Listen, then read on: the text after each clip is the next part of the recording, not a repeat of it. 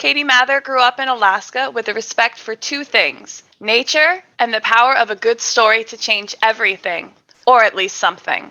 She currently lives in Vermont with her family, where she writes, hosts the podcast Out of Curiosity with Katie Mather, and is busy converting her lawn into an edible forest and a pollinator garden. Take it away, Katie. Thank you. Thanks very much. So I don't want to eat into my reading time, but I do want to say thank you very much for coming. It really means a lot to all of us. So I'm going to read from my novel, Rage is a Wolf. It's about Elaine Archer, who is a 16-year-old white girl growing up in Chicago, who thinks the earth might really be screwed and school is not teaching her anything to fix it. So she talks her moms into letting her drop out to write a post-mass extinction sci-fi. Yes, her story features a pandemic, and yes, I started it in 2013. The first scene is where she is just getting the idea. It's called Always Been Under. That night, as I was lying in bed, listening to the silent city, I remembered something else from the trip out west to move the bitch Annette.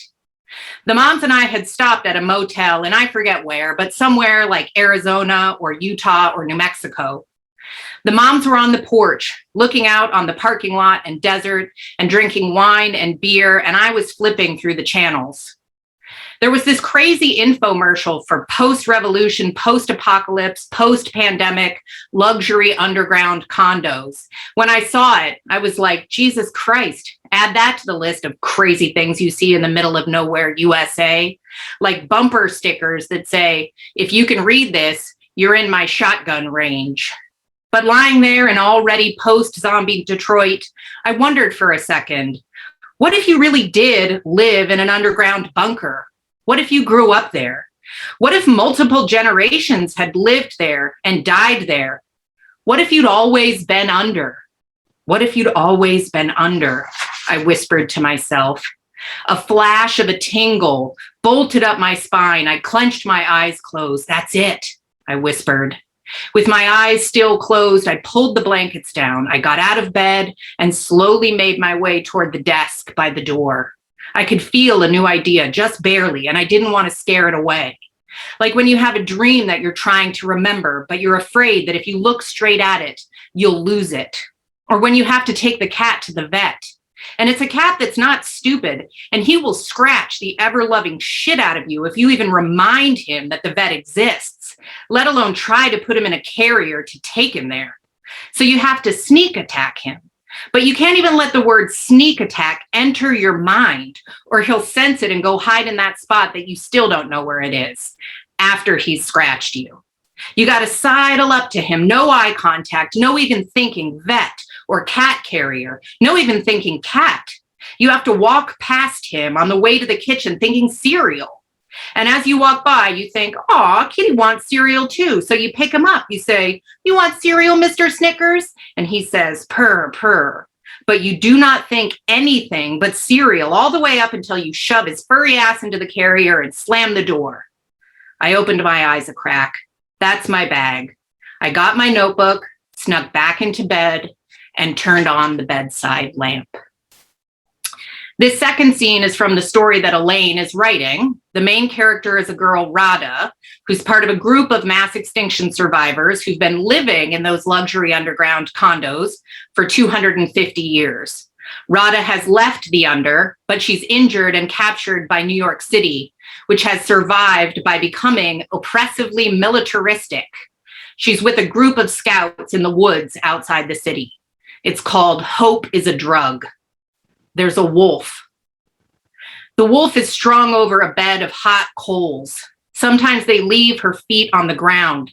Sometimes the feet are lifted so the beast thrashes and struggles to feel the earth again. This tires her. She becomes hopeless. She hangs her giant head.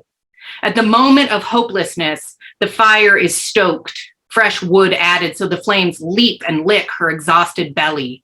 She shrieks and comes back to life, revived from her stupor by excruciating pain. All around her, her captors whoop and stomp. It won't be long now. The wolf thrashes so violently it seems she might snap her own neck as an escape. There goes the bitch, the first scout says. Kill it, the second scout shouts. Rada thinks he means the wolf, and she's both furious and relieved. But no, a young scout lunges forward and scatters the fire, reducing the flames back to simple, bloody embers. Rada can't take it anymore. She's pregnant, she screams. The scouts look at Rada and burst into laughter. She's pregnant. The wolf ceases thrashing. She whimpers. Her tongue lolls. She looks up and Rada meets her eyes. The wildness is gone. The wolf is no longer of the forests and the swamps. She belongs to the world of men now. Rada pulls a knife from the belt at her waist, moves toward the other scouts with vicious slowness. She doesn't care if they kill her. She'll get at least one of them first. Knack, one of the other scouts, who's been watching Rada over the course of her first mission, is suddenly by her side. He grips the wrist with the knife firmly, but not painfully. He has the same medium dark skin of the other scouts, but his bone structure makes it clear he did not grow up with the deprivation of most native New Yorkers.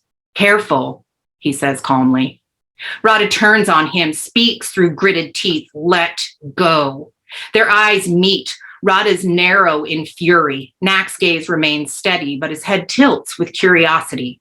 What are you planning to do? He asks. Rada's confidence after her initial rage is slipping. Something that will hurt, she says.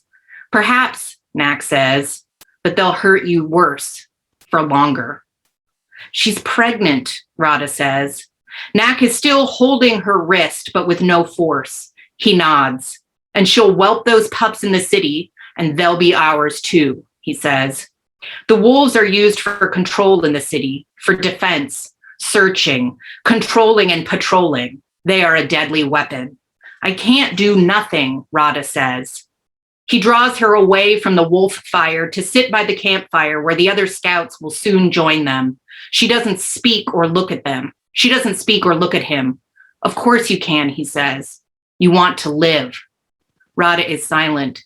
She stares into the flames. Knack thinks she didn't hear him.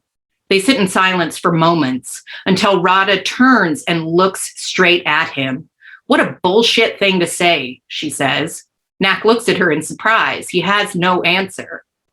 Rada turns back to the fire and, speaking mostly to herself, says, I'll get them. Knack looks at her and says, almost as though the line is rehearsed, hope is a drug that makes the truth bearable. Rada doesn't acknowledge he's spoken. Knack looks at her a moment longer. The curiosity crosses his face again. Then he turns to stare into the fire as well. And as with many others, if you sign up for the giveaway, I am giving a signed arc of the novel. And if you sign up for my email, I will send you a code for a free e-copy of the book. And thank you again so much for coming. Like I said, it really means a lot to all of us.